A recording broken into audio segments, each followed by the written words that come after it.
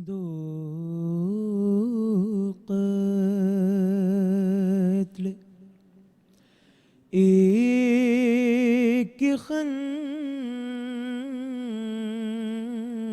خنجر سے لہو حسین کو پہنچا بہن کی چادر سے کیے ہیں شمر نے کسی نے بالوں سے پکڑا کوئی اٹھا کے چلا کسی نے بالوں سے پکڑا کوئی اٹھا کے چلا سر حسین کو مارا کسی نے پتھر سے کیے ہیں شمر نے لبے حسین پہ ہنس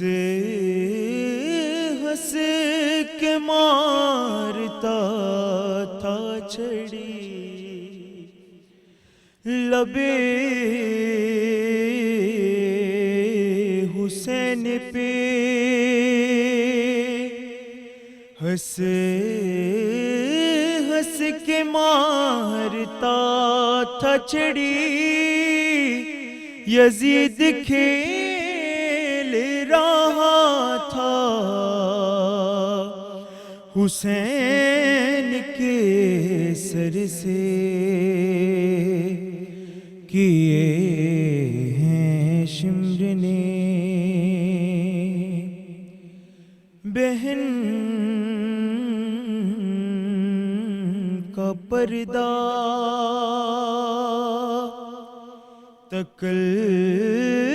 تکلم سے بنانا تھا بہن کا پردہ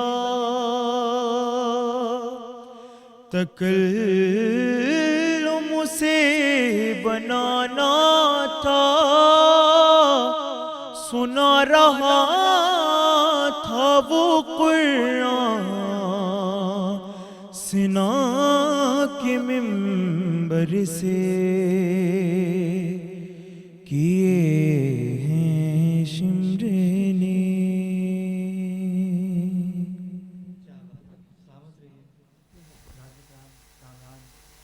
بہت اچھا کلام آپ کا کیا جی خوبصورت بہت آواز اور بہت ماشاء اللہ بہت سے تعریف کر دیا آپ نے بالکل بہت شکریہ محمد دعا ہے مکی جناب سیدہ سلام اللہ علیہ سے کہ آپ کے سوچ میں آپ کے لہن میں اسی طرح سے مزید برکت میں اور آپ اسی طرح سے ذکر محمد علیہ محمد کہتے رہیں بہت شکریہ لاہیا آپ نے واقعی جب سر حسین کو کسی نے ہاں اپنا اپنا بدلہ لیا کسی نے بدر کا بدلہ لیا کسی نے سکین کا بدلہ لیا مطلب ہر کسی نے اپنے اپنے یزید نے اعلان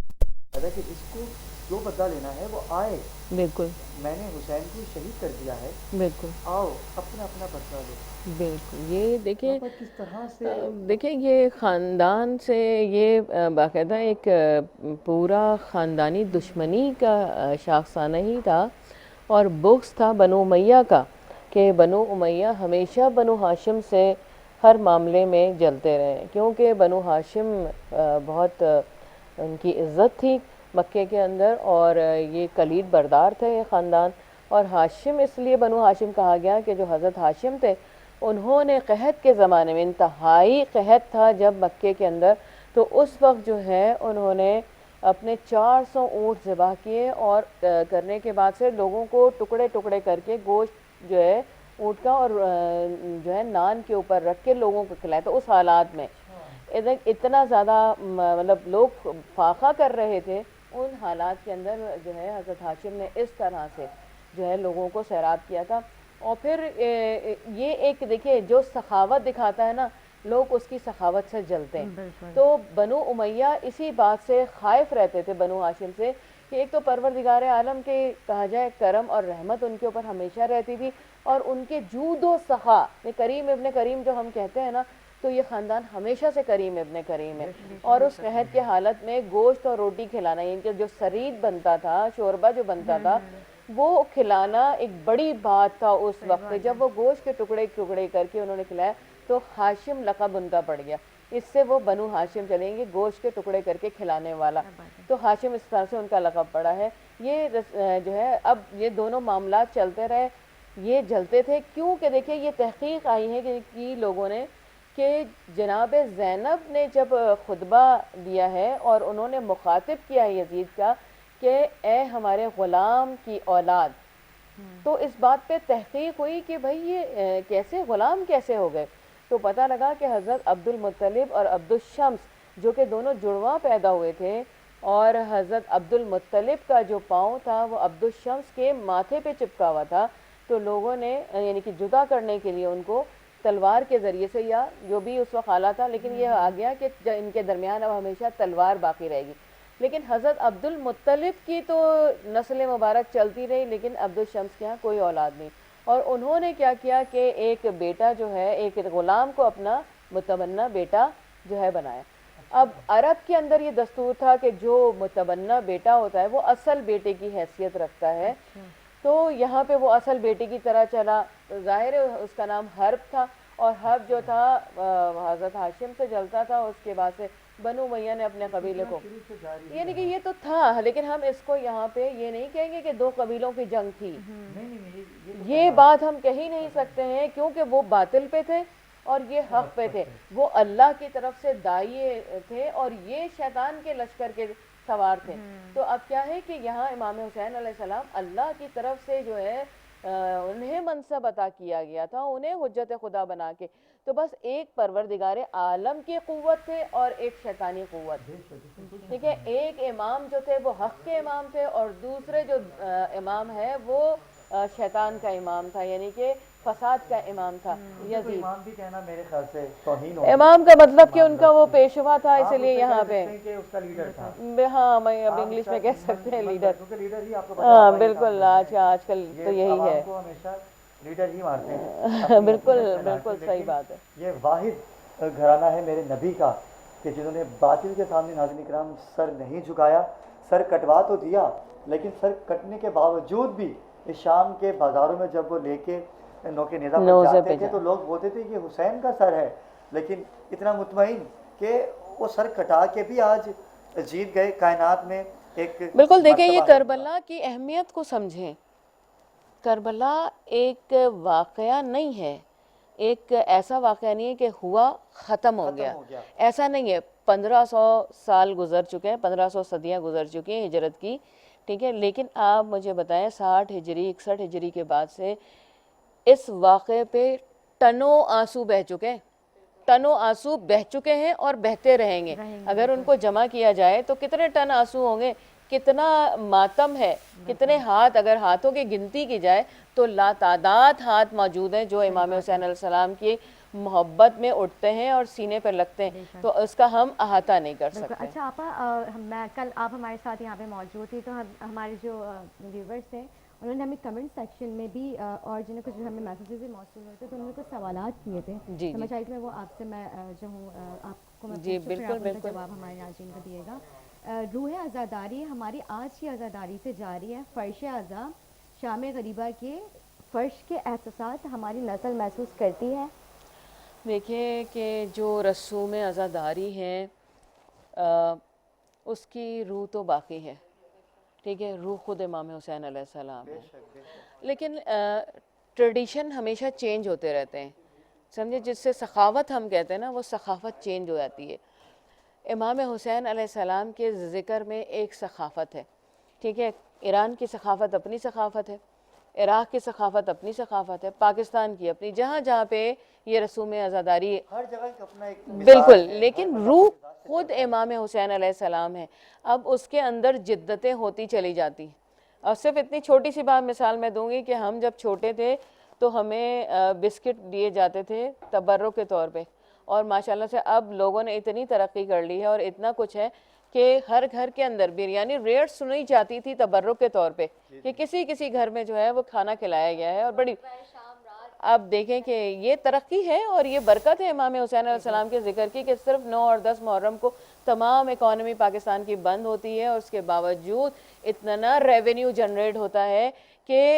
مطلب پورے سال میں اتنا ریونیو نہیں جنریٹ ہو سکتا ہے۔ یہ تو کیلکولیٹ کرتے ہیں 9 اور 10 کو،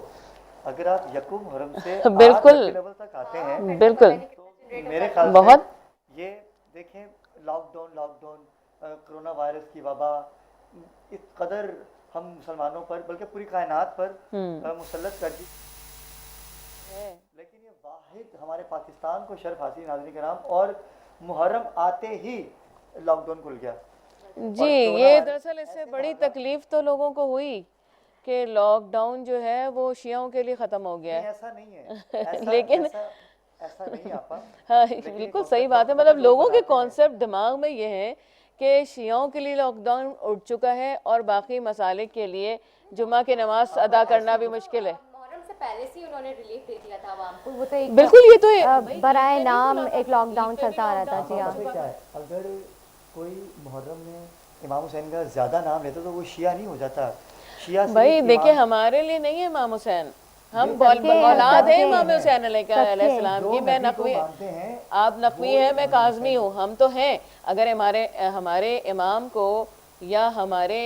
آباء و اجداد کو جو کہ شجرہ طیبہ ہیں، جنہوں نے کبھی غیر اللہ کی عبادت نہیں کی، یہ یاد رکھیں کہ ہم نقوی، کاظمی، رضوی، یہ جتنے بھی موجود ہیں یہ سب امام حسین علیہ السلام کی اولاد ہیں۔ تو یہ یاد رکھنا چاہیے سب کو کہ امام حسین علیہ السلام کی اولاد ختم نہیں ہوئی، جناب سیدہ کی اولاد ختم نہیں ہوئی، جتنے بھی مارو گے ہر گھر سے حسینی نکلے گا، ٹھیک ہے نا۔ اب یہ دیکھیں نعرہ ہم نے بڑا سن کے ہم نے بھی کہا کہ جو سو کالڈ نعرے لگاتے ہیں کہ ہر گھر سے وہ نکلے گا، تو ہم کہتے ہیں ہر گھر سے کوئی بھی نہیں نکلے گا، وہ نکلے گا وہ حسینی بن کے نکلے گا۔ اگر آپ نبی سے محبت کرتے ہیں تو یقیناً آپ کے اندر جذبہ حسینی ہونا چاہیے، اور ہے بالکل۔ دیکھیں امام حسین علیہ السلام کس کا ٹکڑا ہے؟ میں کہوں گی دل کا ٹکڑا تو یہ میرا خیال ہے کہ میں اپنے طور پہ ایک منی وانا من الحسین، کل کا کل ہے، کل کا کل ہے، سرکار کا فرمان ہے، بالکل کل کا کل امام حسین جو ہے وہ نبی صلی اللہ علیہ وسلم ہے کہ امام حسین علیہ السلام کے۔ اور آپ نے جو بس سوال کیا میں اس کی طرف آ جاؤں، وہ جواب دے ایک دفعہ دہرا دیجیے گا۔ جی، روح عزاداری ہماری آج کی عزاداری سے جاری ہے۔ فرش اعظم شام غریبہ کے فرش کے احساسات ہماری نسل محسوس کرتی ہے۔ دیکھیں یہ فرش عزاداری جو ہے نا اور روح تو امام حسین علیہ السلام، ٹھیک ہے، کوئی اوپر سے روح کو محسوس کرتا ہے، گلے سے محسوس کرتا ہے، ٹھیک ہے، کوئی اندر سے محسوس کرتا ہے، کوئی محسوس ہی نہیں کرتا ہے۔ جو محسوس نہیں کرتا اس کی زبان، اس کا عجیب طرح کے الفاظ اس سے آتے ہیں، ٹھیک ہے نا۔ وہ ہم بات نہیں کریں گے ان کی، وہ لائق بات کرنے کی بھی نہیں ہے، ان کی مطلب ذکر بھی لائق ذکر ہی نہیں ہے، وہ ضرورت ہی نہیں ہے، کیوں ایسے ذکر پاک ذکر میں ہم نجاست کا ذکر کریں۔ تو بس کیا ہے کہ جو شام غریبہ کی بات کی ہے نا، شام غریبہ کا جو درس ہے وہ انتہائی شکر اور صبر کا درس ہے کہ امام حسین علیہ السلام دیکھیے کہ قدرت اور طاقت رکھتے ہیں، حجت خدا ہیں کہ فرات کو اشارہ کریں تو فرات اٹھ کے آ جائے، جنوں کو اشارہ کریں تو جن جو ہے وہ لڑ جائیں فوج سے، لیکن امام اپنی تمام کہا جائے تصرف کے بعد، اختیار کے باوجود جو ہے یہاں پہ صبر دکھا رہے ہیں کہ دیکھو ایک انسان اگر بغیر کسی اختیار کے ہو تو وہ کس طرح سے جو ہے باطل کا مقابلہ کر سکتا ہے۔ تو امام حسین علیہ السلام تو امام حسین علیہ السلام جو خانوادہ اس وقت رہ گیا، بی بی زینب نظر آتی ہیں، بی بی ام کلثوم نظر آتی ہیں کہ سارا تمام خیام، اور میں وہ جو بات کر رہی تھی نا کہ خیام اس جگہ پہ لگے تھے جو مولا کی جو ہے پراپرٹی تھی، اس میں گھس کے سارے خیموں کو آگ لگا دیا اور ان جلے ہوئے خیام کے